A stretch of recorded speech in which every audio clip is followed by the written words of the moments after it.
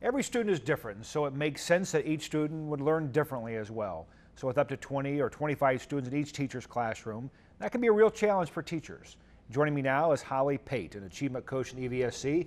Holly, thanks for being here. Thank you, Dr. Bertram, for having me. Tell us what you do. What is an achievement coach? An achievement coach is a person who really offers professional development for teachers, and it's job embedded so that it instantly impacts students in the classroom. I think this has been an exciting change in the EVSC over the last few years, moving from what we traditionally call sit and get sessions. We bring everyone together, we give them information, they go back to their classroom. This is a very different model. It is a different model. It's an opportunity for me to not only share professional development with teachers, but actually get in the classroom with them and work with students directly, work with teachers directly for their own needs in the classroom. So why professional development? Why is it important that school districts invest in professional growth? It's very important for the children that we work with.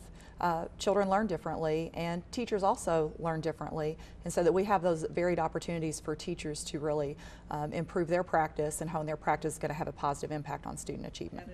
So we talk about students learning differently. So what does that mean for the teacher? What kind of challenges does that create? Teachers have to plan activities that really look at the differences in students, that look at whether or not the student is a visual learner or maybe they're a more kinesthetic learner, and then provide those learning opportunities so that we can see the most growth in the smallest amount of time. So once you recognize those differences, what does it really mean for instructional practice? So in our instructional practice, we have to design lessons that vary based on those student needs. And that can be a challenge. As you said, there are maybe 25 students in the classroom, and so you may have groups of 5 or 6 who have a particular learning style, and we have to address those needs immediately so that we can get the best impact. And I think that's a real challenge for teachers because they have to have all these varied lessons. Extraordinarily time consuming. It is. But necessary. Yes, and the benefits are certainly outweigh the time issue. How has this gone from your perspective? The whole professional development model and the coaching model? I think it's really exciting. As a veteran teacher, we didn't have that model when I was a young teacher or as I progressed, and so I had to do the professional development on my own. This is an opportunity for teachers to say, hey, this is what I need. This is how I need some help to work better with the students, and then I have the opportunity to share with them different things they can do with the kids to improve student achievement. It's been interesting over the last 2 or 3 years to see the number of applicants go up exponentially in the EVSC, and I mean, we now have over 4,700 applicants in our database. So, wow. So we're excited about that, but professional learning, the opportunity for growth, I think very important from teachers. From your perspective as a teacher, as an achievement coach, how important is the opportunity for professional growth? I think it's vital. We are learning new things every single day about how children learn and what best practices are, and to have that opportunity for me to grow as a coach and as an educator is important, as well as all the teachers that we have in our corporation. There's been a lot of, obviously in the state, in the General Assembly, a national discourse around school reform. Teacher effectiveness is at the center of all of this.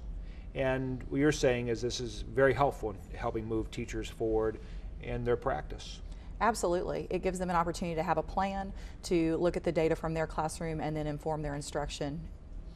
Great. Holly, we appreciate all the work you're doing at the EVSC, and along with you and several other achievement coaches, and doing great work. Thank you, and thanks for being with us today. Thank you, Dr. Bertram. Yes. One of those innovative models that we'll talk about today is a New Tech Institute, which opened with the beginning of this current school year, and is helping students learn in different ways. At the New Tech Institute, Academies of Innovation and Entrepreneurial Leadership, a visitor will see quite a few differences. The most noticeable, perhaps, is the absence of any kind of textbook. Textbook free. Our teachers create projects that then ask the kids to engage through a smart use of technology. New Tech students learn through what is called project-based learning. In this model, students take responsibility for their own learning.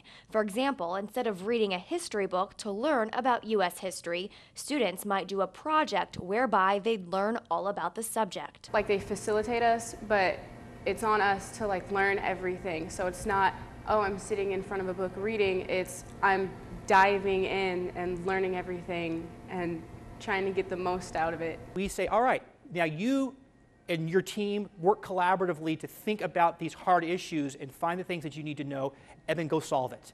And so therefore, students are really driving the process. Students at the New Tech Institute still learn the core curriculum as outlined by the state of Indiana. But in our situation, we're just choosing a different type of road to get to that same destination.